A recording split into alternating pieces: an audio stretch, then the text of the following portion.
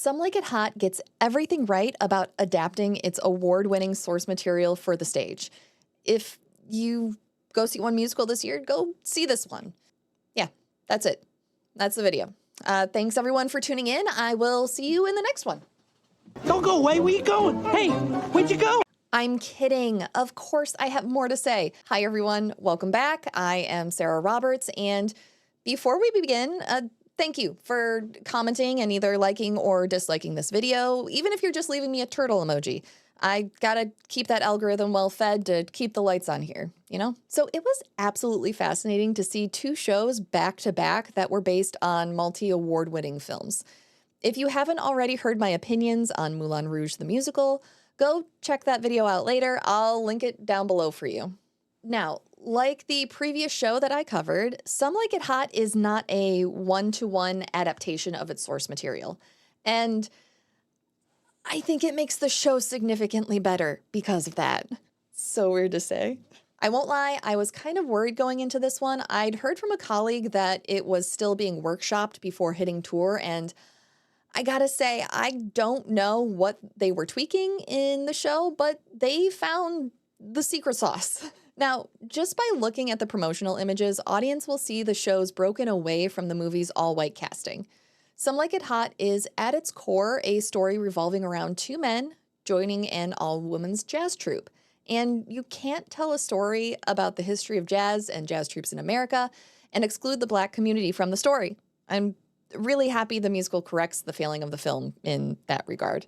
The show also smartly touches on themes of racism and segregation in America, a theme which influences the motivations of Sugar, the female lead.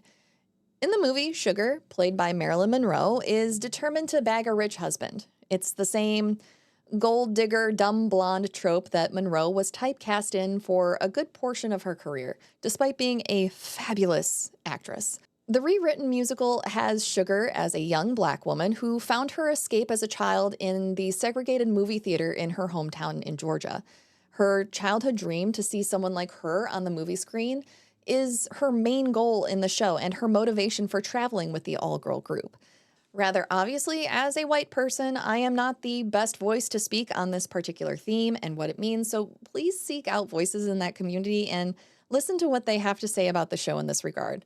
However, it is my job to review the show, and with the way that they've rewritten Sugar and how she's presented in the show, I think the story is one that any audience goer will enjoy. I know Jake and I did, and Leandra Ellis-Gaston is an absolute knockout in the role. There are some people that you see on stage and you instantly know that they were meant to embody that specific character, and she is one of those actresses. And it's not just the Black community who's represented in the revised characters in this show. The goofball millionaire, Osgood Fielding III, is from Mexico. There's a very touching moment in the second half of the show where he's telling Daphne about his family history and where they made their fortune. The two share a very vulnerable moment where Osgood tells Daphne the name that he uses in America is different from his actual name because it opens more doors for him. Now, again, I am as white as fresh snow on a December morning, but these nuances to the new story are important to highlight. And I myself have good friends who live the exact situation that Osgood is describing, and I'm well aware of how unfair that is, and they shouldn't have to feel the need to do that, either to be generally accepted or get their foot in the door to get a job. The show is still very much a lighthearted comedy, but the writing team has added so much more depth to the story by choosing which new stories to add to it. And I will say, Osgood's big solo, Poor Little Millionaire, is quite possibly one of the funniest moments in the show, and all of his interactions with Jerry/Daphne are just so heartwarming. With how their relationship develops, the characters developing love for Daphne feels very genuine and very sweet. Speaking of Daphne, I do want to talk about what could have been an incredibly problematic portrayal of their character, as well as the Joe/Josephine character. In the national tour, Jerry/Daphne is played by Travis Cordell, and Joe/Josephine is played by Matt Lower. Now, The original movie definitely relies on humor that would have been accepted at the time it was made, but for a modern audience, it just doesn't work. A lot of the jokes made in the movie are still framed as, haha, look, that's a man in a dress. The jokes have been expertly rewritten, and Jerry/Daphne's story is significantly better now. Like, the movie ends with, like, Daphne as the punchline, revealing that they're a man, and it doesn't hit the same way in 2024 as I assume it did back in the 50s. There was obviously a lot of time and care spent to craft Jerry/Daphne's story, and they've turned it into one of self-exploration and acceptance, as the character finally states with absolute glee in the second half, "I am both Jerry and Daphne." I can absolutely understand how the premise of Some Like It Hot could make some non-binary, gender fluid, or trans folk uncomfortable, and it's absolutely not my place to speak for anyone other than myself in this regard, but I think the way the show has changed these two lead roles is for the better, and continuing to cast a non-binary actor as Jerry/Daphne is really important. Travis Cordell uses they, them pronouns, by the way.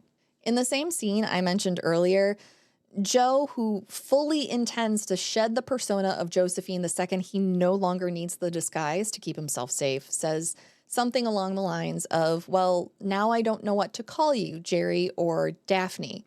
And the response he receives from Daphne is, you can call me both so long as you do it with love. And not long after, Joe has a solo where he uses the name Jerry, and despite having permission to use either name for his lifelong friend, pauses and corrects himself to use Daphne instead. It's moments like these in the second half of the show that meant a lot for me personally to see represented on stage.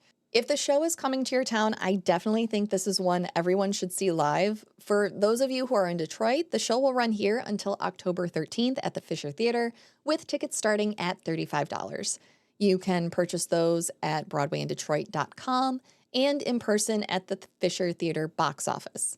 As for me, the next show I will be attending is MJ the Musical, which follows the life of the late Michael Jackson.